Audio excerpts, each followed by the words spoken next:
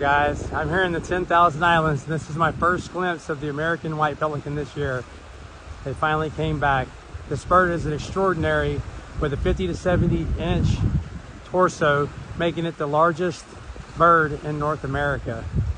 That's about, and it has the second largest wingspan of any bird in North America, averaging out about 8 foot. Gets up to 10 foot in width. This bird is amazing. You should see how gracefully it soars. We don't want to get too close though. We don't want to make them fly. It's hard. Oh, there they go. They're stopped here. Wow. Beautiful. Look how they all face the same direction. Getting ready to take off together.